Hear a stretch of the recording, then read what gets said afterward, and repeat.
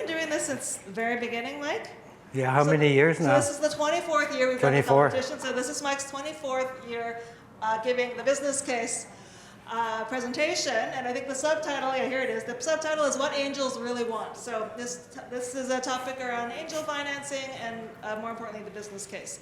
So Mike Volker, he's angel investor. He's also on the board of New Ventures BC and myself and New Ventures, and I think the startup ecosystem, we're very lucky to have Mike being a really wonderful resource for us. So Mike will tell you more about all the various things that he's worked on as it relates to this presentation, so I'll pass it over to you.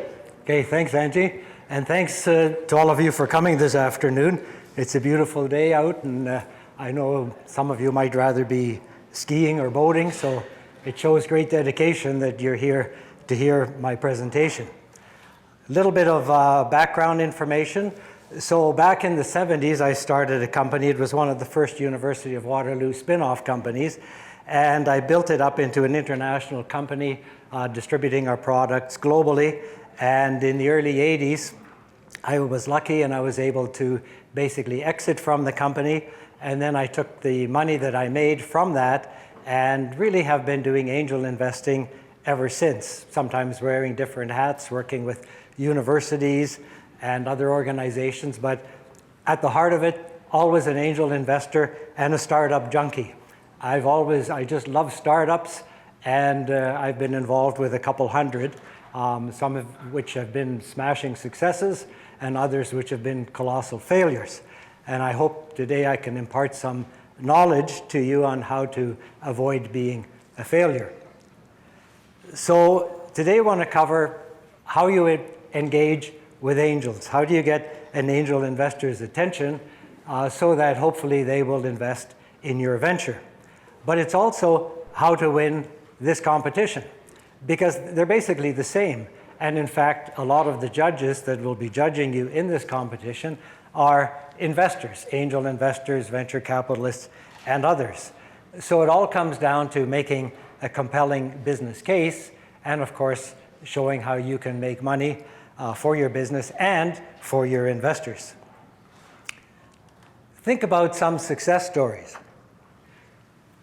Lately here in BC, we've seen quite a few success stories, and it's a good idea to think about companies that have exited successfully so that you can learn something from them. What is it that they did differently that you might like to copy or emulate? Just as a little personal note, I've been trying to learn some Spanish lately, and I'm amused by the fact that the word exit, or as we say exit in Spanish, éxito, is actually the word success. So I was kind of amused by that, thought I'd share that with you. So here are some of the notable New Ventures winners that we've had over the years. One of the very first companies that ever presented was AirG, and they are now doing something close to 100 million a year in revenue. Others have raised lots of capital. Others, like Nurio, have had colossal exits and paid off handsomely for angel investors and other investors. I'll just start off by commenting on one of my favorite observations, and that is the E-myth. The E-myth basically says that most entrepreneurs are really not entrepreneurs. So you might think you're an entrepreneur, but maybe you're just a technical person or technician with an idea or some technical skill, and you're suffering from an entrepreneurial seizure. And the trick here is to not believe that just because you're great academically and that you're a genius in the lab, that you can also run a business that is basically selling something that you've developed. The reality is that most entrepreneurs, at least early on, and I'm no exception, I was in the same boat when I started, and probably many of you in the room fit this description as well, you probably have no business experience. And that can be a challenge for you, because look at it this way. You come to someone like me, an angel investor, and you basically are a startup and you have no business experience, and you're asking me and other investors to invest $1 million in your company. And so, you have to give your head a shake and say, well, why would I as an angel investor invest in your deal when you don't have that business experience that it takes to become a successful company? In terms of success factors, I think there's really just two things that you need in a venture. You need the right people, committed, dedicated, experienced people, and you need capital. You need enough money to get you to the point where you can cash flow. And I just want to reiterate, I just saw somebody taking a picture of the slides. I just want to remind you that these are already posted, and if you want, you can follow along with them, but they're all right now already on the New Ventures site. So, and then we have to ask ourselves the question, why do companies fail? Generally, it boils down to the fact that they have no one willing to pay for whatever it is they're offering, i.e. they've got no paying customers. That could be not the right product, not the right market, could be a number of things. And of course, cash flow, because given enough cash, you don't have to worry. If you've got somebody that's constantly willing to write checks to keep you alive, then it doesn't matter what you do, you'll last for a long time.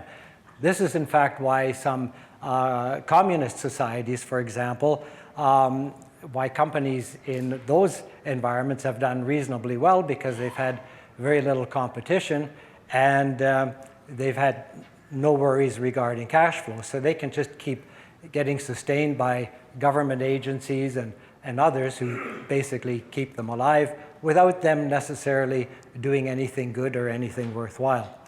But then the fact that you may not have any customers and that you may not have adequate cash flow really says that you're not a good manager.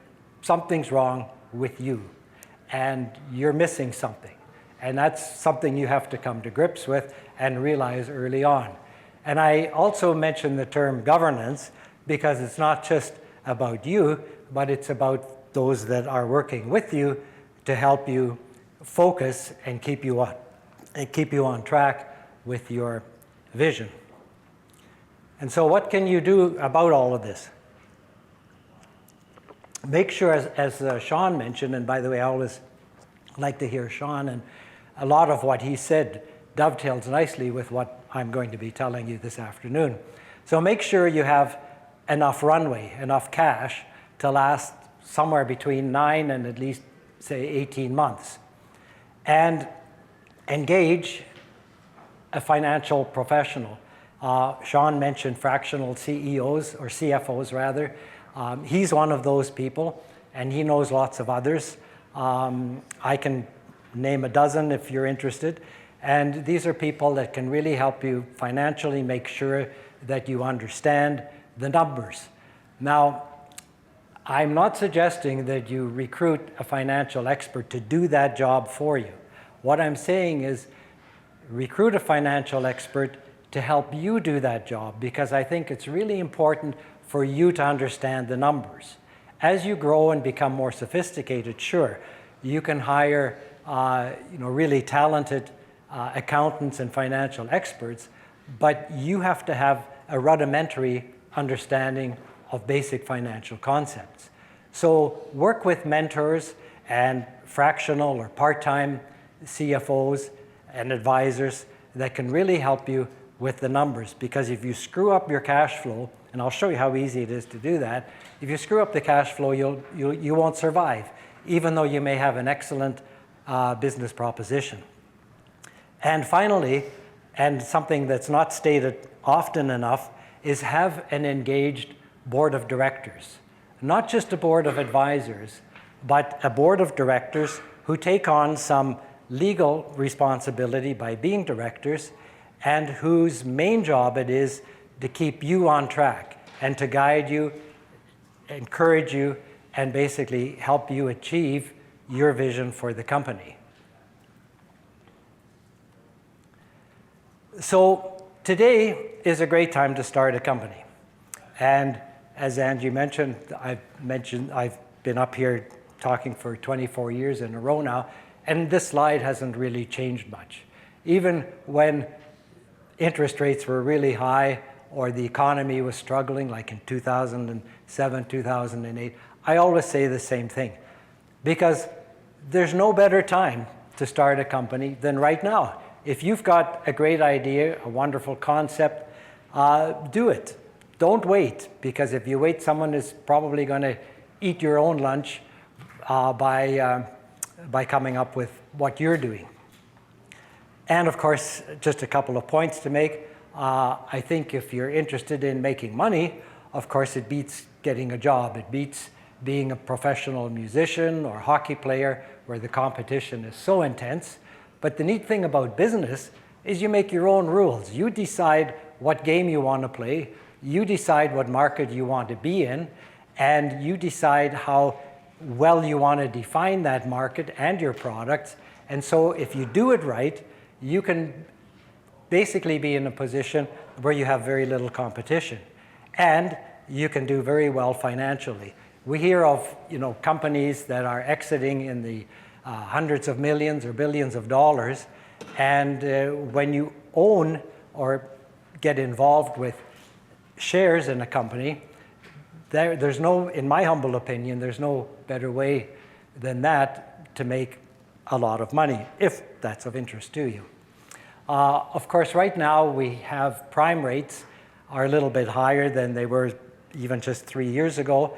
So 7.2% isn't great, but it still doesn't matter. It just makes it a little bit tougher for you. One of the reasons it's a little tougher is because for investors, getting just a risk-free rate of return by investing in GICs or bonds and things like that becomes more attractive. When banks only pay you 3%, then taking a greater risk by investing in a startup makes more sense. So as interest rates go up, capital dries up a little bit for startups, but it's no reason not to continue to pursue your dream. And most importantly, and I've highlighted these points in yellow here, there is lots of angel and venture capital available. It may be a little bit harder to access than it was just even a few years ago, but it is available. And the valuations, again, not so great for you, but they're coming down a little bit, but they're still pretty generous and still pretty good. Here in BC, and Sean mentioned this as well, we have the BC government supporting startups by giving investors like myself 30% back of what I put into your company. So if I put in $100,000 in your deal, I will get back $30,000, no questions asked, from the BC government. That's a hell of an incentive for me, but what it means for you is that I can invest 40% more in your company. Because if I put $140,000 in and get 30% of that, I'm back down to 100. So if my appetite is 100, and that's what I'm willing to risk, I can leverage that up to 140 to go into your venture by getting back that 30%. And finally, I would say, there's always demand and a market for all those wonderful uninvented things, and I can assure you that you'll probably find a good market, because after all, Americans will buy just about anything. So, bottom line, good time to start. Opportunities don't wait. A few years ago, I had a little fun with some entrepreneurs, and I tried to come up with another word for the opposite of procrastinate.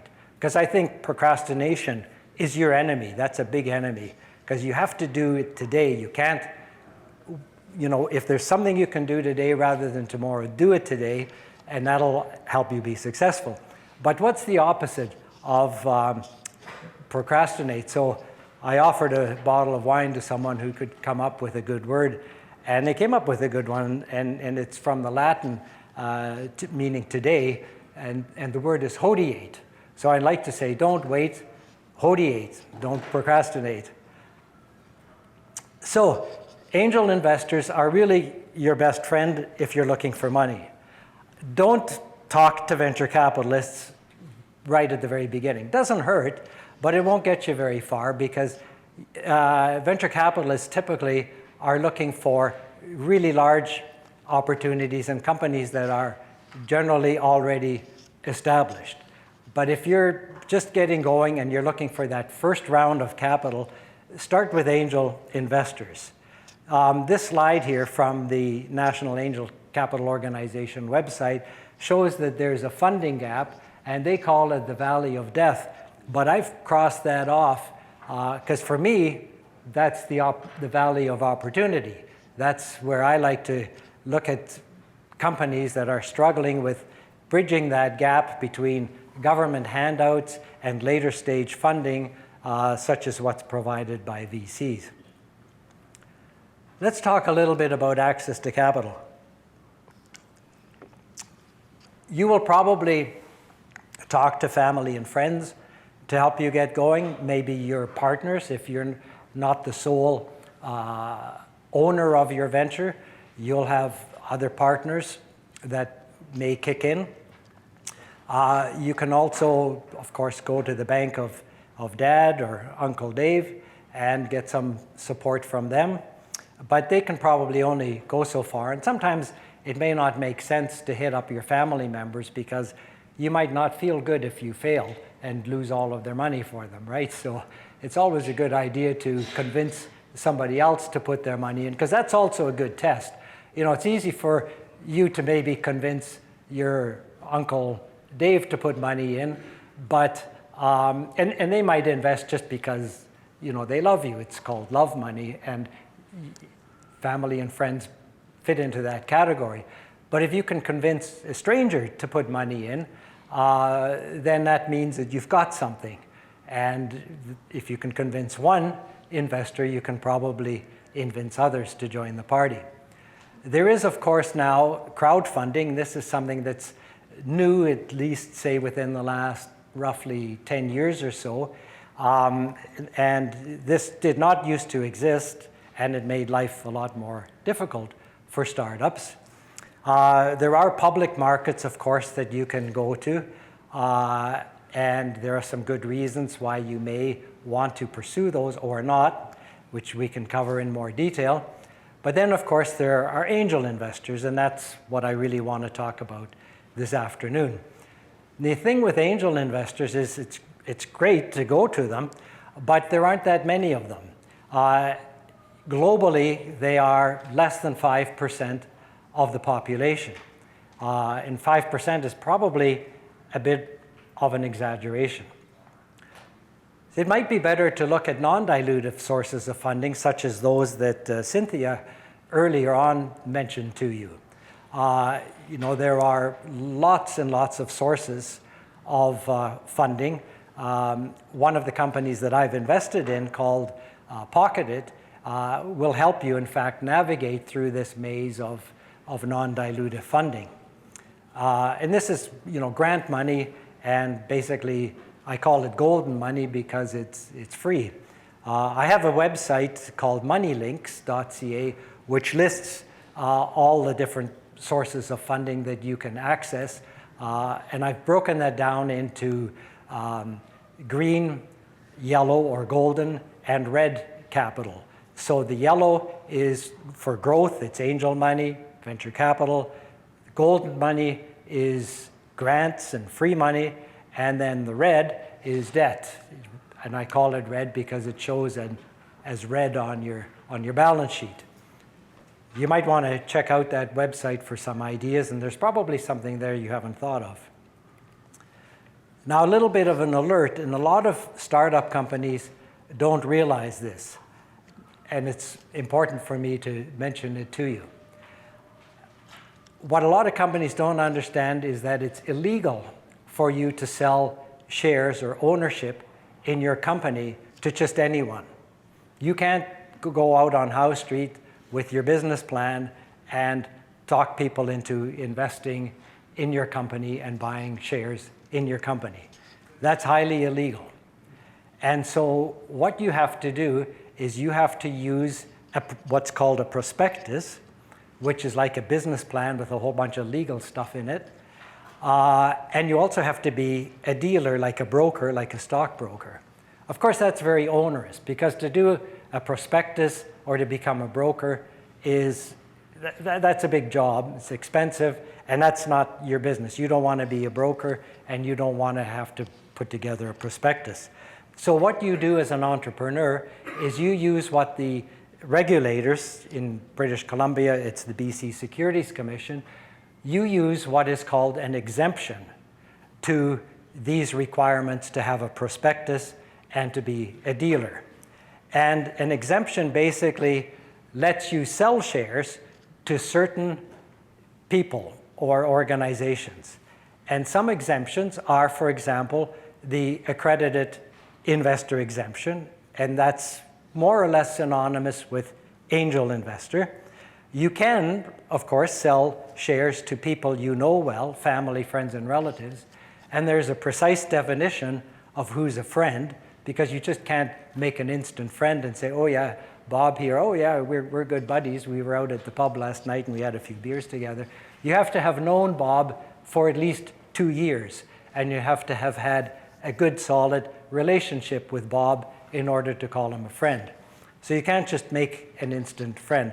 Relatives, that's obvious. Business associates, almost the same as friends. You have to have known them for 2 years. And of course, there is crowdfunding. And there are actually many more exemptions than these, but these are the most obvious ones that are generally used. And this is important for you to keep in mind, because if you don't use an exemption, you're basically breaking the law. It doesn't mean that you're going to go to jail, but it's going to make life difficult for you down the road if you're raising money from a large, especially an institutional investor like a venture capitalist. Because if they do their due diligence and they find out that some of your shareholders did not qualify for these exemptions, they may not be interested in investing in your company. The question at the back. Pull up your hand and I'll bring you the mic. Okay, got it. I got a couple from online too. Okay, so is the way to avoid it, or like an example of an exception, a safe or a convertible note, or do you need that exemption in addition? Same thing. Taking money from someone arm's length, unknown to you, doesn't matter whether it's a debt, a loan, a safe. We'll be talking about safes a little bit. Common shares, preferred shares, doesn't matter. You have to rely on an exemption. And the government does this, of course, or ostensibly does this, to protect widows and orphans and poor people from squandering their money foolishly. Okay. It's kind of ironic that, you know, if you're a millionaire, you can squander your money foolishly. But if you're not a millionaire, the government's here to protect you. It's true, and it sounds funny, but Right, it's the truth. Mike's So, coming. Oh, sorry, there's another question here, Mike. That's okay. sure. I read on the slide, accredited investor is millionaire or 200K per year in income. And if it's a holding corporation, so 200K of passed on dividend, does it count that holding corporation as an accredited investor? There's when you sell your shares in your subscription agreement, and when you sell shares, you must have a subscription agreement, which is an agreement between yourself and the investor. And there are a dozen, or maybe more than a dozen, little boxes that you can tick off to qualify under an exemption. And there is an exemption for corporations, for example, or groups of people to invest. But the one that I'm going to focus on today is what you call the accredited investor, which is synonymous with angel. And that means that you have to be an individual or a person, and a person doesn't need to be an individual, that could be an organization. You need to be an individual that has $1 million of liquid assets, which means not your home. You can't count your home, because otherwise in Vancouver, everybody would be accredited. So that doesn't count. It has to be liquid cash that you can access by selling shares or assets that are highly liquid. So you have to have at least $1 million that you can squander away, or you have to make at least $200,000 a year of income. So if you're a professional, like let's say a lawyer or a hockey player or somebody that's making at least 200 grand a year, that would also qualify you. Or if you and your spouse or your partner together earn $300,000 a year, that would also qualify. So there's a lot of details in these definitions, but high level, this is what you have to know. You have to know that these are the kinds of people you can sell to. Now, as a little factoid, here in Canada, only 1.25% of Canadians make more than $200,000 a year. So there aren't that, surprisingly, people are always surprised with that little fact, but there really aren't that many people that are high income earners. There's quite a few sort of in the 100 to 200,000 range, but relatively small percentage of Canadians have an annual income greater than $200,000. Oh, hey, Mike, one more question around this. Sure. Is it possible now for non-accredited investors to invest through an angel fund or something similar? No, but generally no. If the question was can you be non-accredited and invest in a fund? If you invest in a fund, it's no different than investing in a business. And that fund has to qualify you as being accredited. So if you're accredited, you can invest in a fund, and then the fund can invest in your company. And that's what I do. I have a little angel fund where I have over 100 angel investors that have put money into this fund, but I have to make sure that they're all accredited, and then I take their money and I invest it in companies like yours. And sorry, one more kind of related to this. This is an interesting one. As a self-funded startup, could I position myself as an investor, investing in my own idea to access more capital? I think I understand that correctly. Of course, if you're the founder, you don't have to be accredited. You can invest every last penny you have in your own business. And investors like myself, we like to see that because it's nice to see that you have some skin in the game and that you're not just using other people's money. Now, what makes angel investing attractive? Like I've said, what it takes to be an angel investor, and usually an angel investor, let me just go back here for a second. Usually an angel investor is an entrepreneur who's had an exit, and they are now interested in not just making more money, because they've already made a lot of money, but they're interested in supporting others. And so just like you, many angel investors were in your shoes at one point in time. And they got help from others, other angels providing them some capital, and now it's time for them to do a little paying back. And not just, of course, paying back in cash, but also being a coach, mentor, advisor, and hopefully maybe even being on the board of directors of your venture. Now that said, there still is an attraction on the financial side for angel investors. Rob Wiltbank from Willamette University did this pivotal study about a decade ago or a little bit more, and he studied angel investors throughout the United States and Canada, and he found that their returns on their capital invested happens to work out to a rate of return of 27%.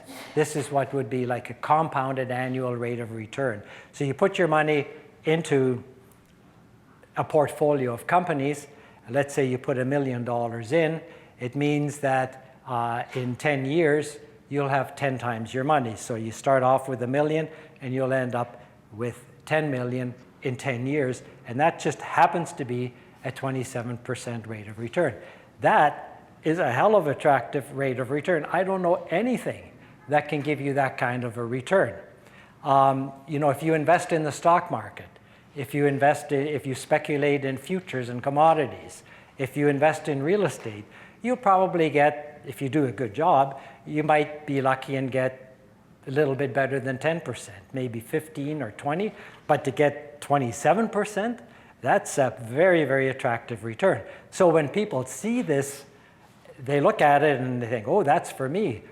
Why should I put my money into real estate when I can make 27% by being an angel investor? Now, the reality, having said all of that, is that I don't know many angel investors that are making 27%.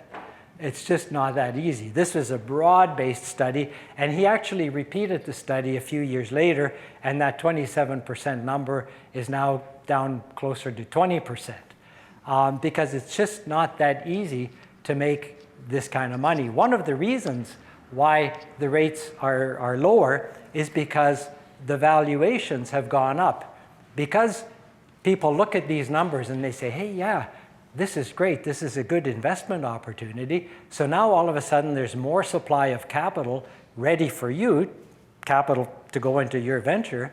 And so you can now drive a harder bargain as an entrepreneur. And instead of putting a value of $2 or $3 million on your company as a startup, for the last 3 or 4 years, companies have been getting away with better than $5 million valuations with a little more than an idea or a concept. And so now when investors are getting half of what they used to in terms of percent ownership in your company, naturally they're not going to get an overall average 27% return. It also means that, as this blue bar on the left shows, more than half of the companies fail in the first 5 years. So if I have 2 or 3 companies out of a portfolio that give me 10 or 20 times my money back, I'm going to have a whole bunch of companies that fail, and they have to be counted in my overall rates of return. So what angels want, of course, angels are always looking for a perfect deal. They're looking for something that's really compelling, exciting, and compelling is my favorite word.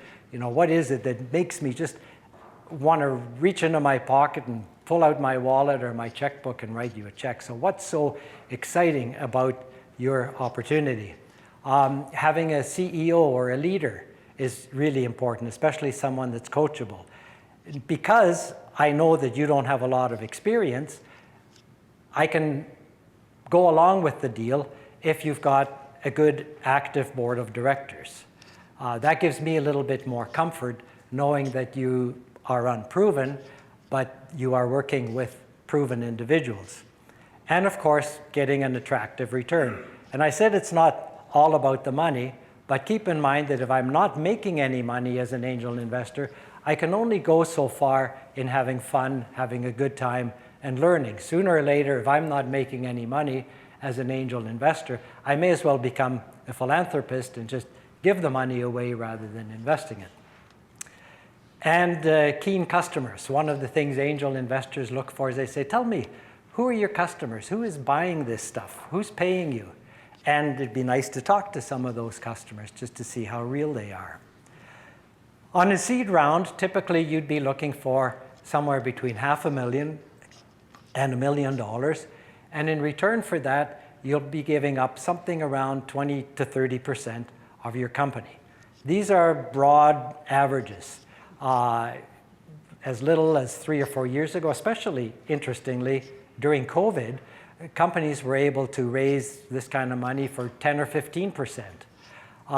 But historically, let's say over the last, say, moving average of the last 20 years, it's more like 20 to 30%. And today, right now, I would say it's maybe at the bottom end of that 20 to 30% range.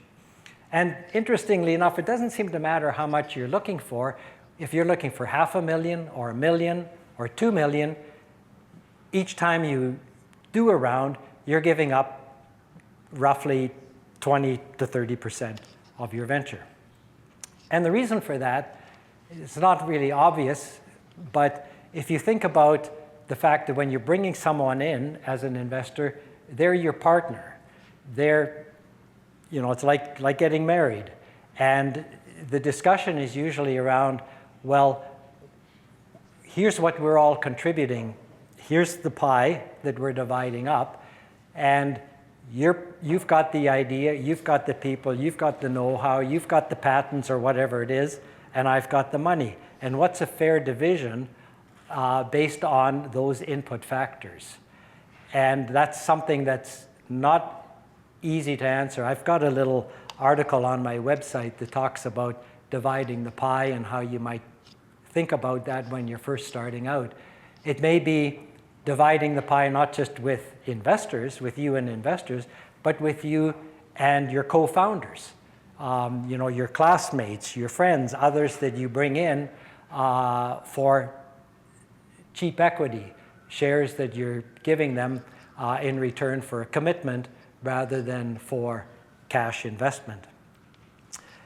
And a couple of other things that investors are looking for is, and we'd be getting into a little bit more detail here, but it's things like down round protection. If your valuation is too high, how can they protect against being overly diluted if your next round is at a lower price, for example?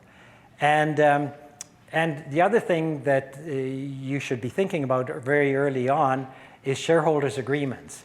And that's what I mean by SHAG, a shareholders' agreement with vesting provisions.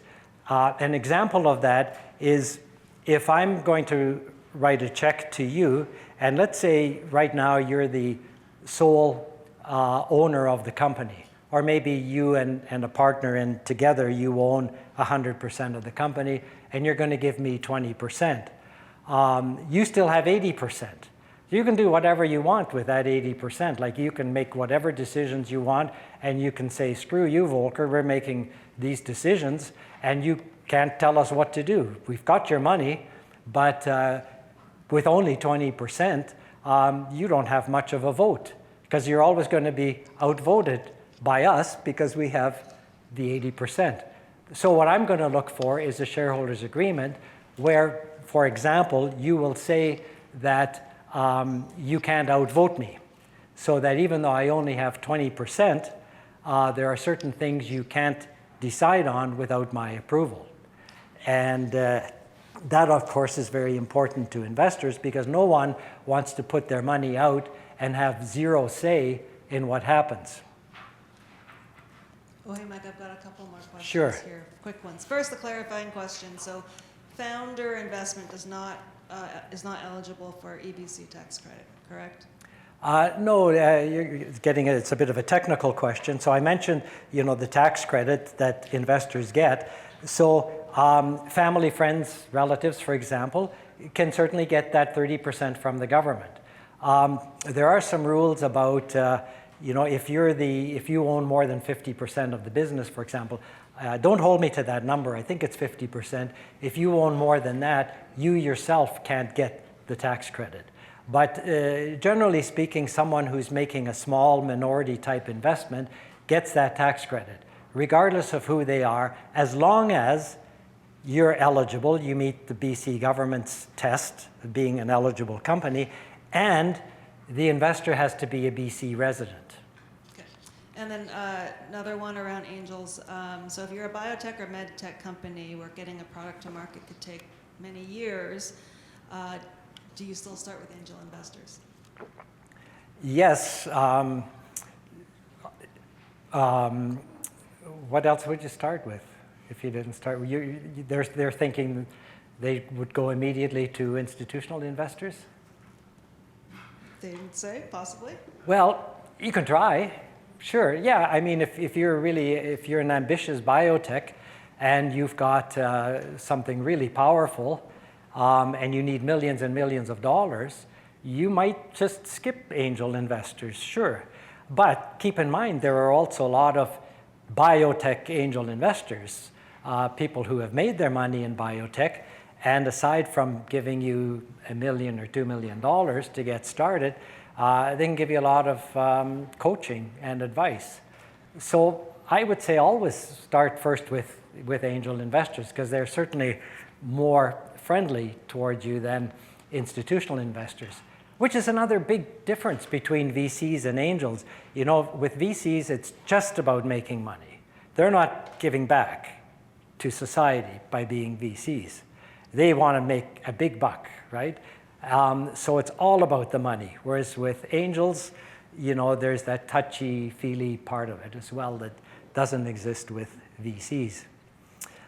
So what do you offer to angels? So I mentioned the co-ownership and of course participation in the company. One of the reasons I love doing what I've been doing for decades is because I have fun. I learn about new technologies. You know, right now AI is fashionable, so it's an opportunity for me to learn all about AI. A few years ago it was learning all about fintech, blockchain, and stuff like that. So it's always a learning experience, and that's very attractive to me as an individual. And the other fun thing about being an angel, rather than being a serial entrepreneur, is that I can check in and check out whenever I want.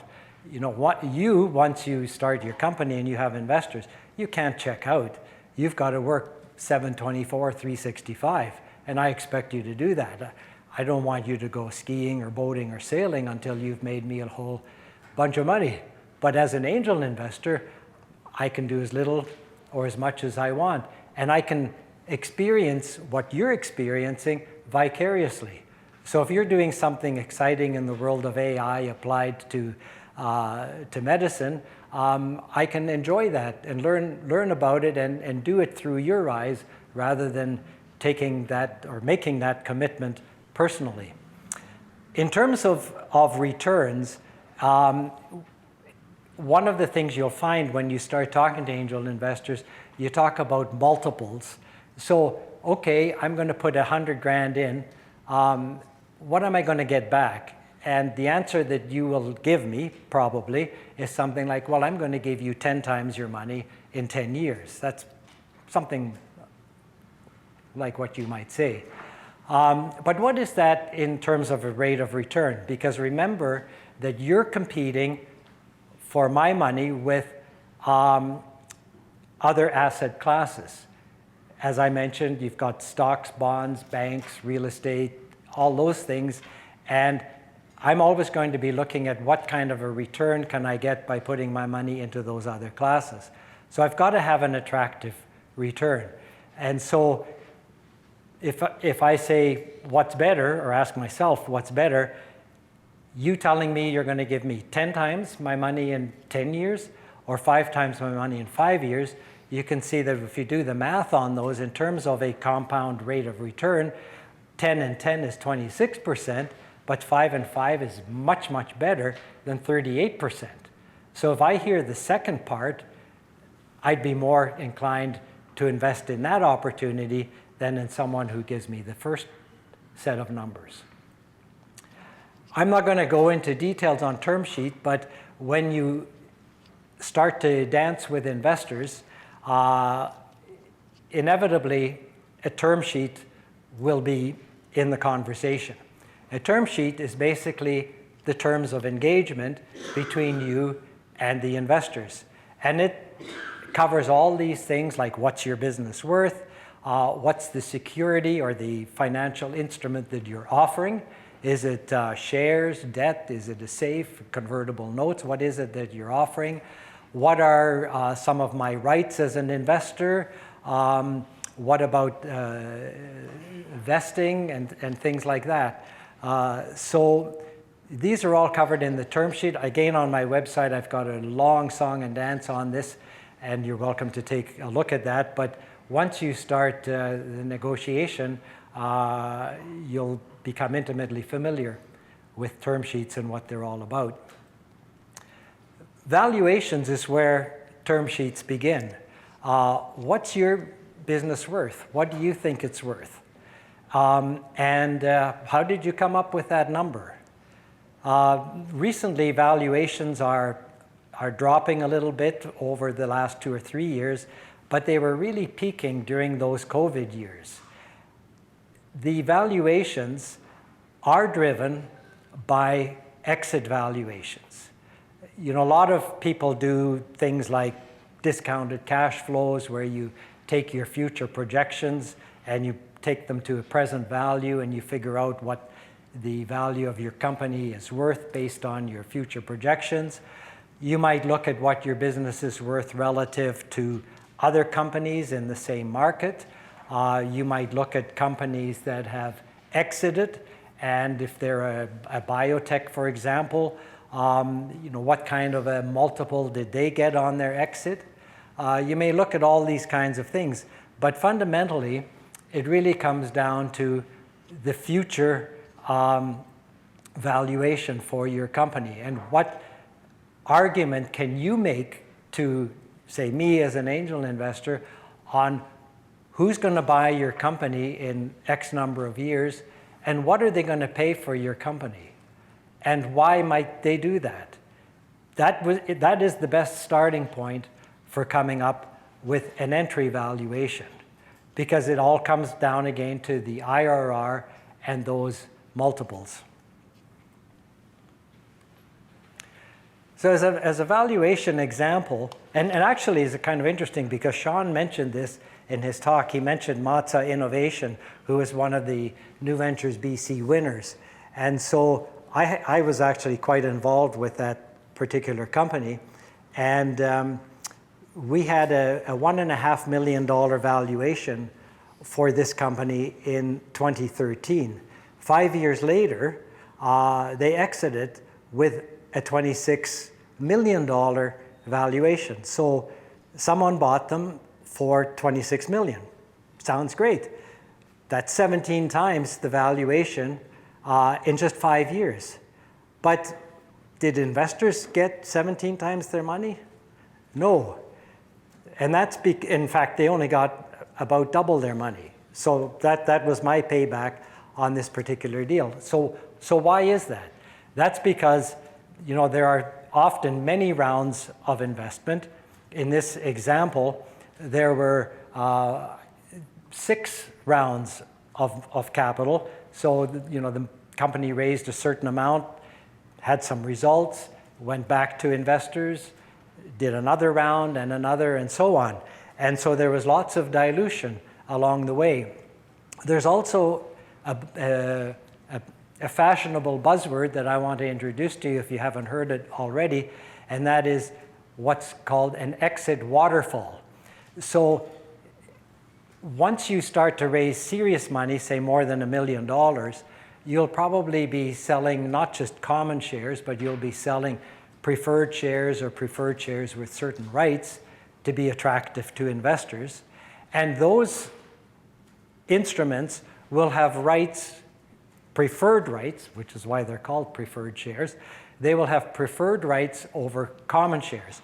And you and early angel investors may be in that same boat where you are common shareholders, but later stage investors coming in getting preferred shares can trump you when there's an exit. So for example, there's another company I invested in a number of years ago here in Vancouver called Mogio, which connects cars wirelessly and provides internet services to mobile operators. And today, if this company has an exit, I as a common shareholder will get zero money unless the exit is north of $100 million. So there have been investors that have come in after me, so maybe it's not a good idea to be first in, but nonetheless, that's how the game is played. Investors who come in later can make new rules, get better terms, and trump me when there's an exit. So, and that's because of the waterfall. And what it means is that debt holders, people who have loaned money, like banks, for example, they would get their money back first. Then you've got, for example, the preferred shareholders, and then they would get their money back next. And then whatever's left over is for you, the founders, who probably have little more than common shares, and maybe me as an angel investor who went along with you and also accepted common shares rather than preferred shares. And even if I did accept preferred shares, they probably have a liquidation priority below that of later stage investors. This is something very interesting about this whole startup and evolutionary process of where you raise multiple rounds, and on each round there are different terms. And this is a real problem for angel investors because we know that this will happen and we have to be very cautious. And this is, in fact, again, why those returns that Bob Wiltbank discovered just really aren't that attainable. There's a lot of detail here, and I'm not going to explain this spreadsheet because you can just access it online. But this is an example of the waterfall, and it shows the different categories of investors, and it shows how much money you have to get for your venture before certain classes of investors even get their money back, let alone get a payout. How many of you heard of SAFEs? Simple Agreement for Future Equity.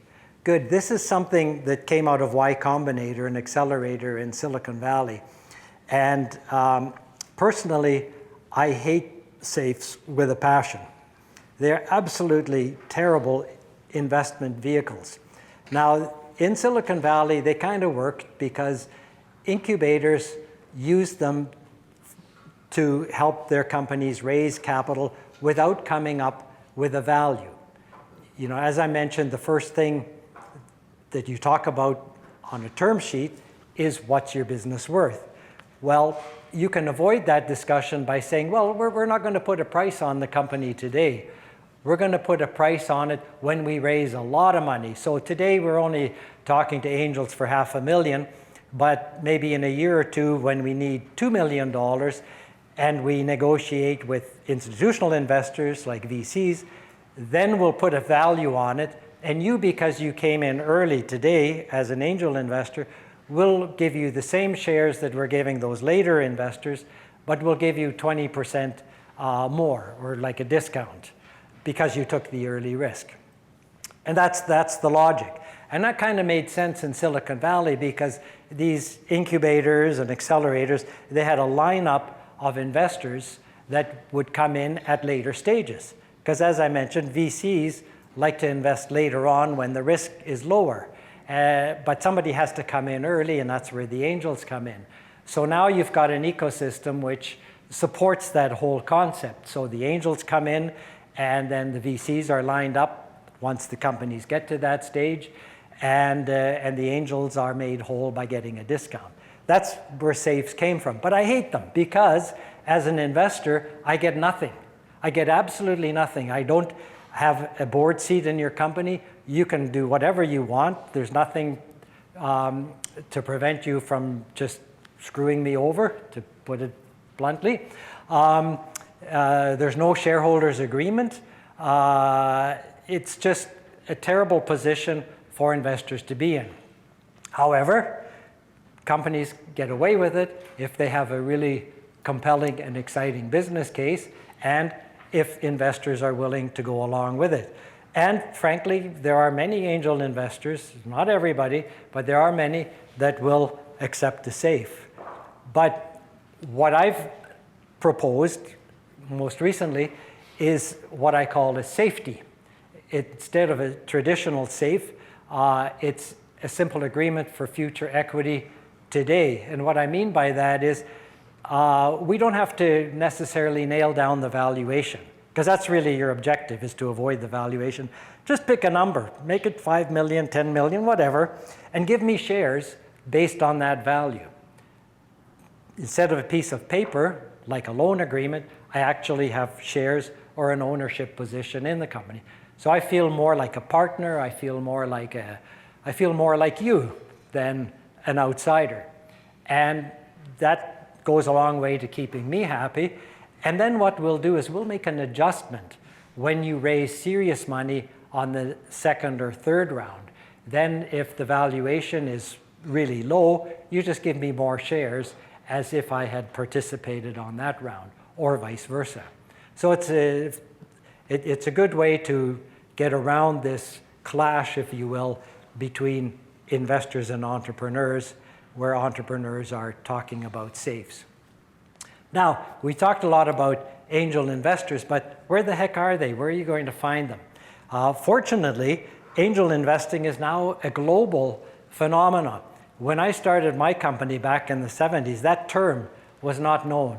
there were investors, but they were few and far between.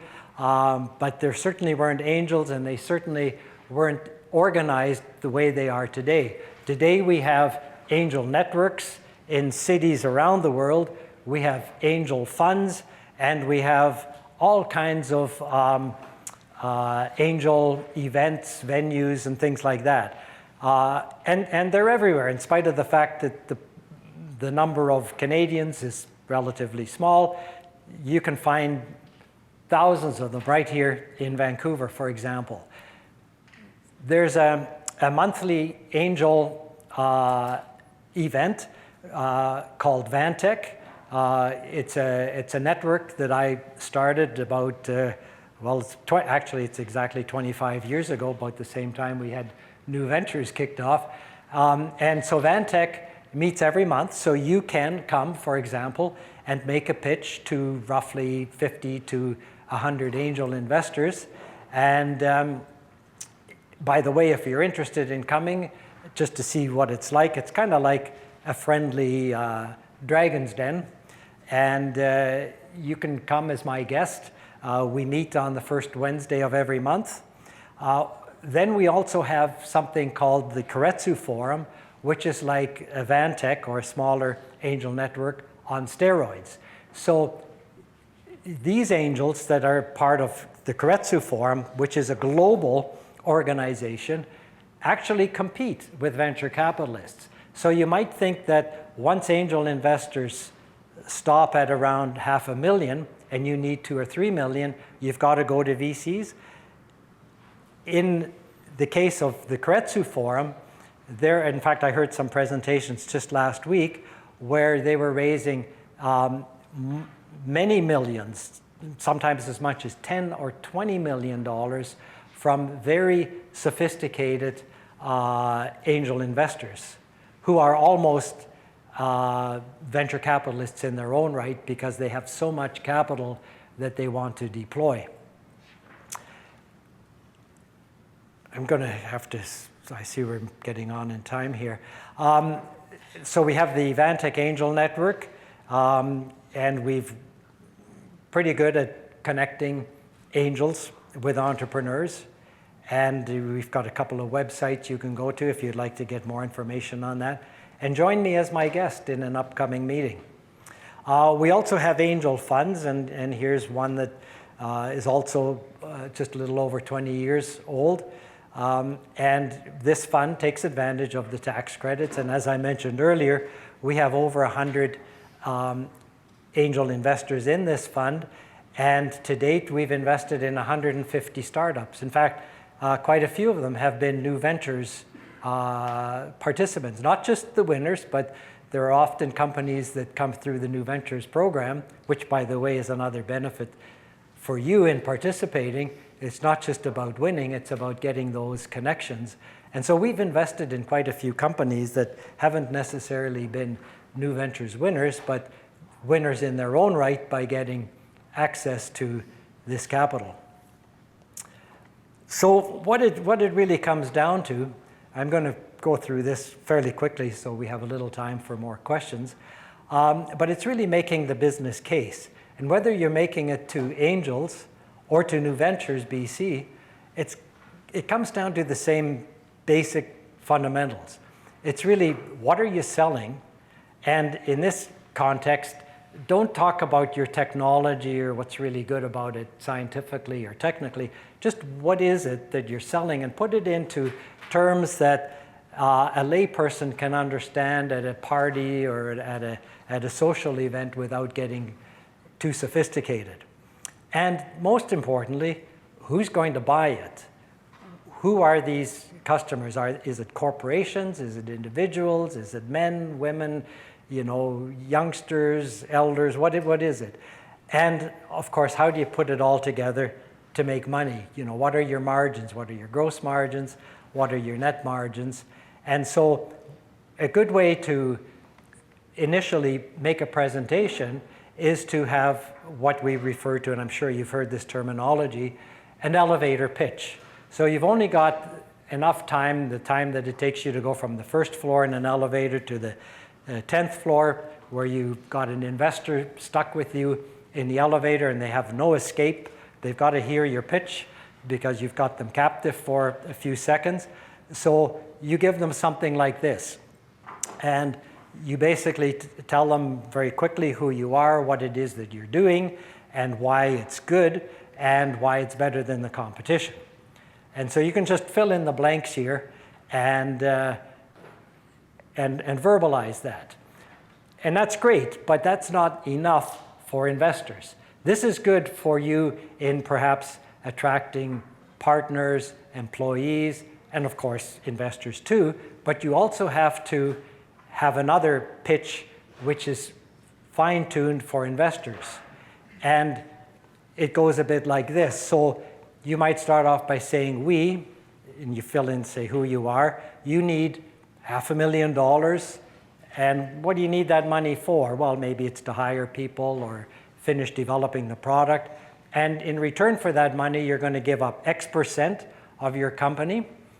And you're doing that because your plan is to be acquired by Google or whoever in 6 years for Y million, and that would give the investor a return of 25% annualized.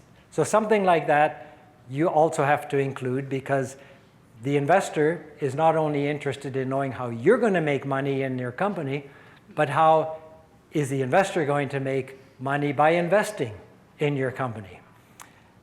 If you do attend a Vantech meeting, one of these monthly angel meetings, we have a little bit of fun, and we do this to keep you on your toes.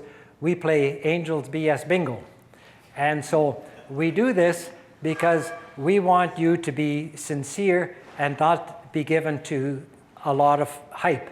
We don't want you to start off by saying, well, you know, we're an AI-based medical device company and we have a fantastic competitive advantage because we've got an empowered team using enabled technology and a fantastic board of directors.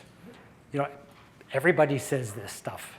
And so when angels hear you say these words, they make a little X, and if they can make a line, then it's time for you to sit down and it's game over. So that's what BS Bingo is. Now, let me talk about the New Ventures competition a little bit.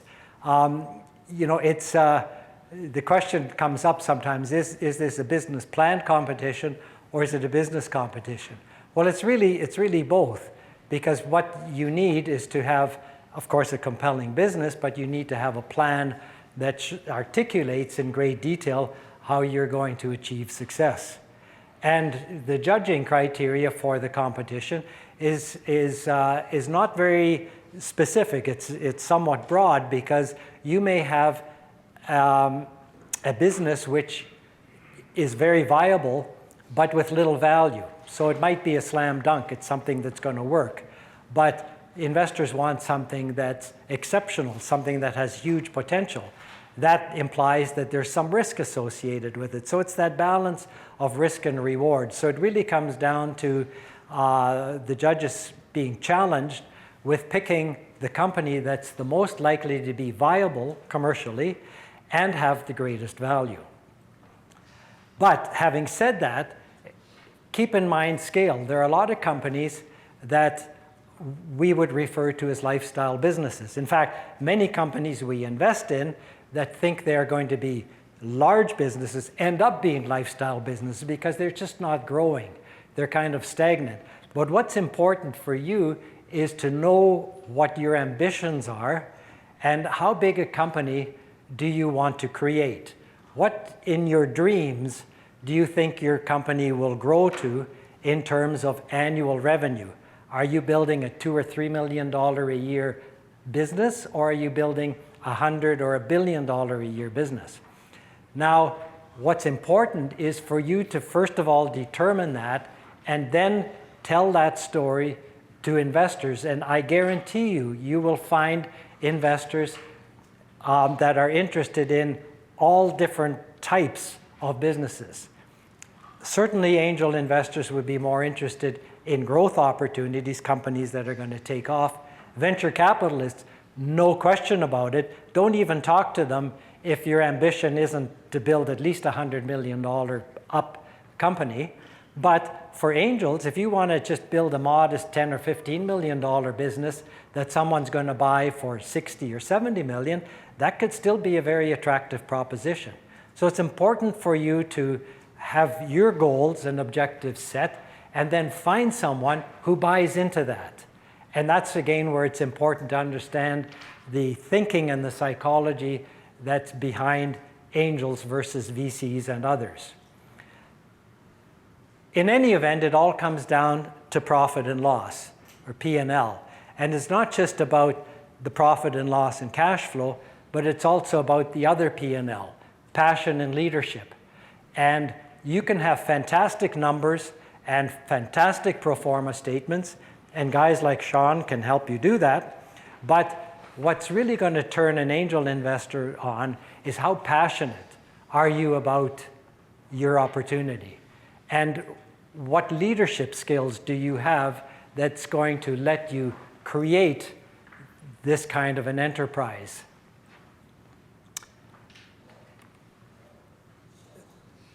Just a note on that, I would mention that, you know, it was interesting, it was just around Christmas time, and it was over 20 years ago, and we had a PhD from UBC come and make a presentation. Michel Laberge was his name, and he started a company called General Fusion, which has now raised many, many millions of dollars and is in the news quite a bit. And this company is working on generating power, generating electricity using fusion as opposed to fission process. And Michel was such a excited, passionate presenter. He was literally jumping around in front of the audience, explaining his vision for the future of energy through fusion. And within weeks, he raised the capital that he was looking for. You know, he didn't really have, contrary to what I'm espousing here, he didn't really have a business plan. I mean, how do you do a business plan for fusion? He didn't have one, but he was just so excited about what he was doing that he was able to attract enough investors to get him to first base, and then subsequently later on raise serious money from deep-pocketed investors. Now, I'm going to blitz through these kind of quickly, and as I mentioned, they're online, and you can refer to them because I think these points here will help you in both new ventures and in courting angel investors.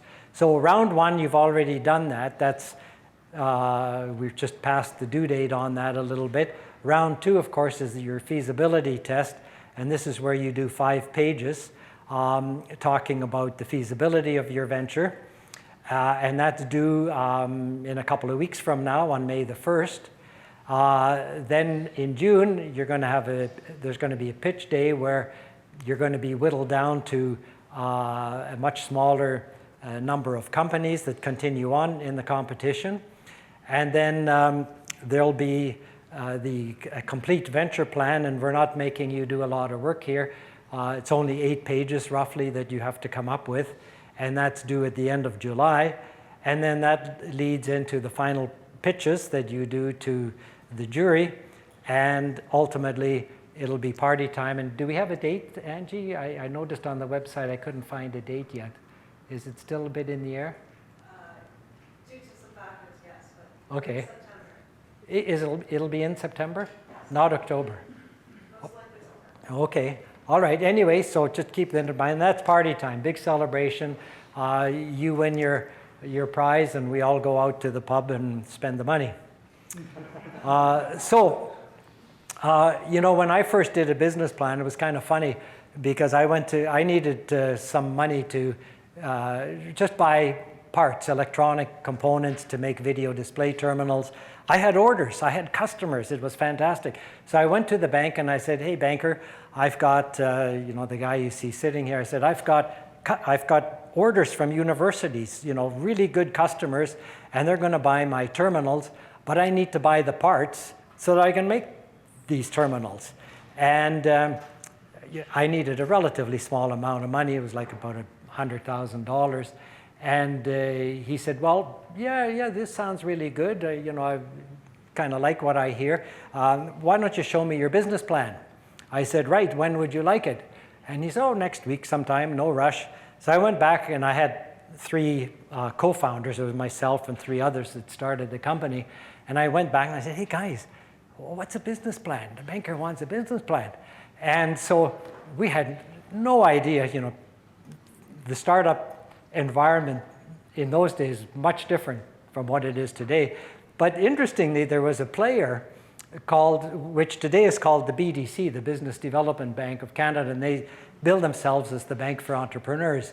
And there was an incarnation of the BDC that was around way back then. And I went to them and I learned from them what's required in putting together a business plan. And it's almost identical to still what we do today. But I got to the point, did the business plan, gave it to the banker, and you know what he said? He said, nope, we're not going to give you the money because you're unproven, you've got no experience, and you know, banks don't take risk.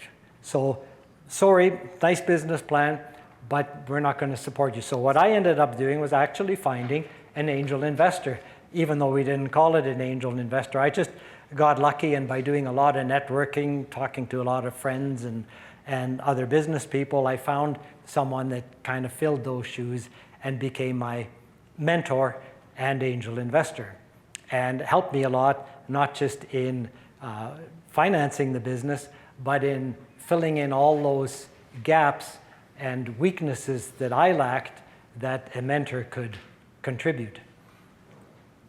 So business plan would then let you do a pitch deck or a presentation, or sometimes it's the other way around. Sometimes you might start with a pitch deck before you go into a business plan. And in terms of the competition and for the business plan, the questions that we ask you through New Ventures are actually good questions to help you think about your company and what it is you're trying to accomplish. So we would start off, you know, the first question being the product. And here again, don't emphasize or talk too much about the technology. Talk about what you need to do. And you know, you don't even have to talk necessarily about a problem being solved, because when we look at some companies today that are very successful, they didn't really set out to solve a problem. Many did, of course, but sometimes they just created something that maybe in the entertainment field, for example, game technology would be good examples of that. So there was no problem. There was just something exciting that was created, and there was demand for it. Intellectual property, you heard a bit of a discussion on this earlier. It's important for investors because what's the value in your company? And it may come down to you having a moat or a wall around your company that's impenetrable by competitors. So IP is important, and it may not just be patents, maybe it's trade secret. We did quite well here in Vancouver by investing in a vegan non-dairy product called Daya, which is basically making vegan cheese and dairy products, sold to a Japanese company for over $400 million. And there were no patents. It was mainly trade secret. The third question that's asked is technology development. You know, where are you? What stage are you in? Is it is it concept? Is it idea, prototype, whatever? Doesn't really matter as far as angels are concerned. You know, some angels will want to see something that's running and working. Others may be very happy to come in at the very, very early stages where there's practically nothing other than the idea in your brain. You know, what's the status of your business plan? Most importantly, what's the market? You know, who are you selling to? And here's where I want to emphasize something that came up in Sean's presentation, and it's this slide here. TAM, SAM, SOM. Personally, I think this is BS. And I hate slides like this in a presentation.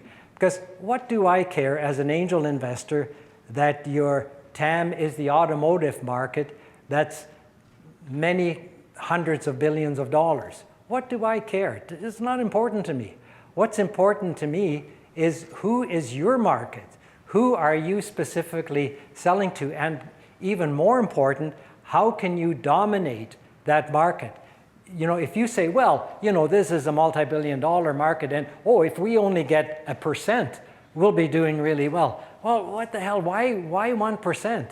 And why would you be so lucky as to even get 1%? I'd rather have you say, this is our market, you know, box it in, make it very tightly defined, and say, you're going to get 70% of that market. Now, that's music to an angel's ear.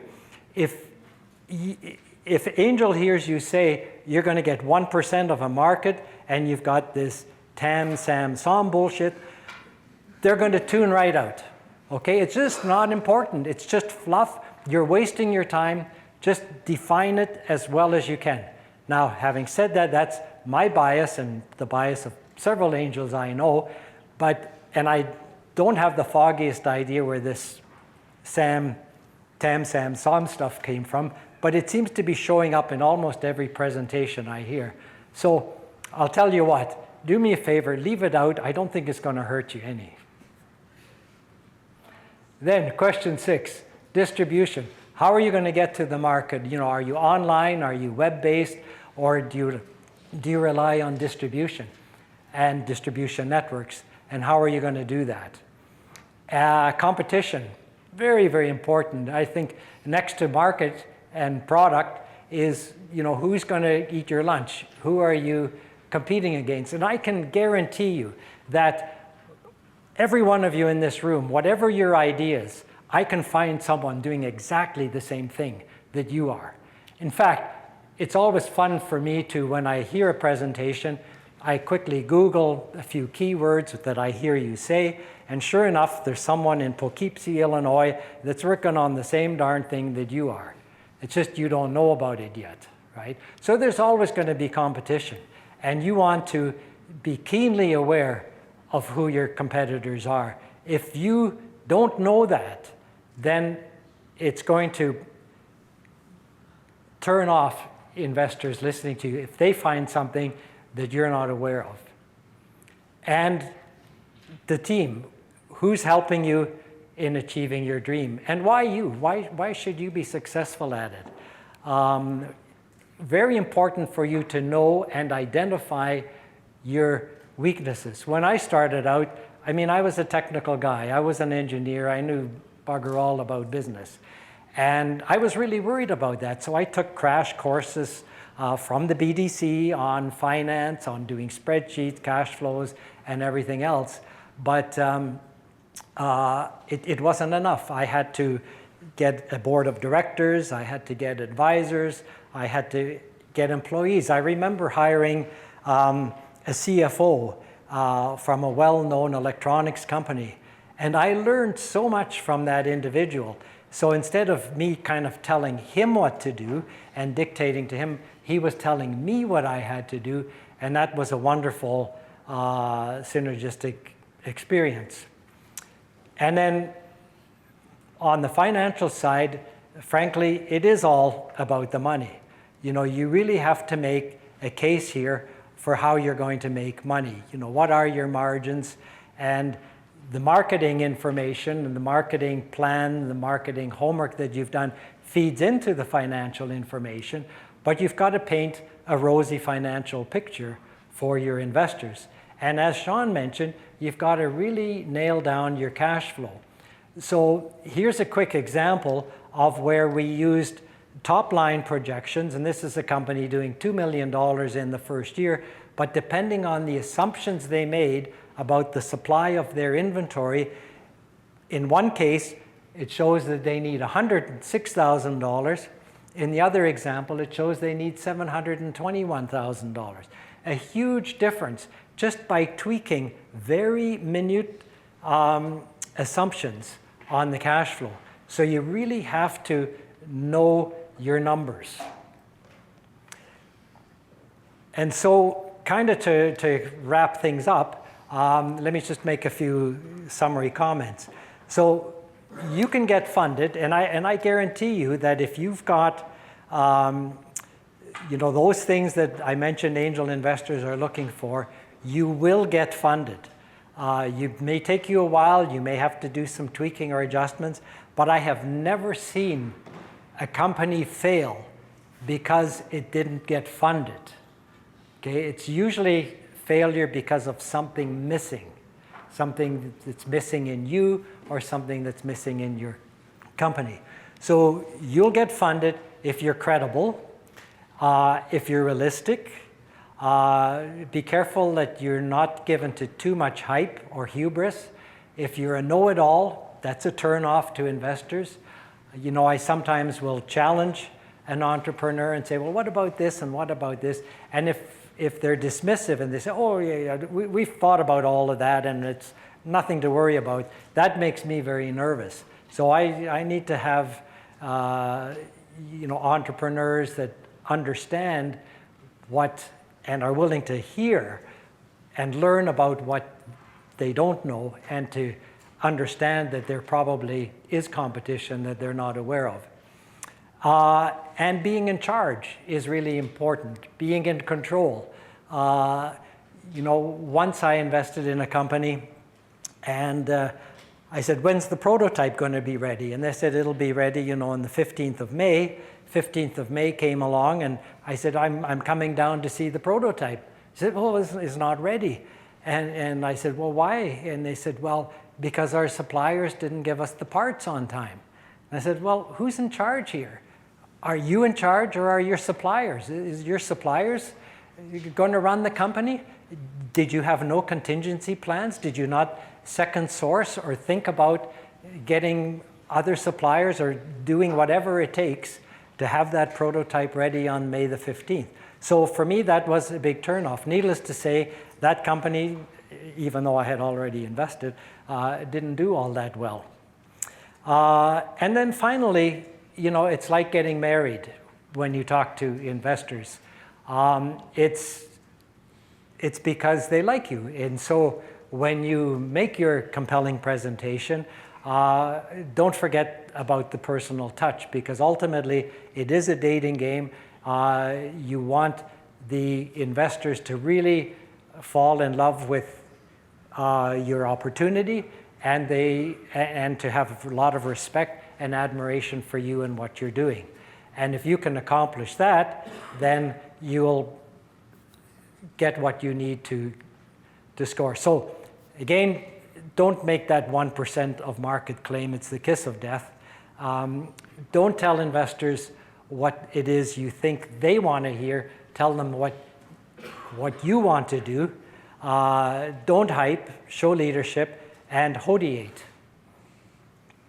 Don't procrastinate. And with that, I'm happy to answer any questions. Thanks for your time.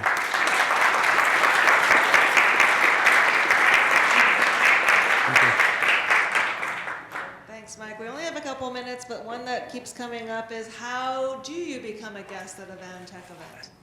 A guest? You just send me an email. Okay, so mike@volker.org. There you go. Yeah, you just send me an email and I'll invite you to the next one. And he really, he offers this every year, and it works. So send them an email. It's fun because you get to see how angel investors think. You can see what questions they ask, and you can see what other entrepreneurs are presenting, and what how shall I put it? What gets interest and what doesn't get interest. So it's a lot about styles and presentations that you can learn, if nothing else. So feel free to attend as a guest and just let me know and I'll put you on as a guest.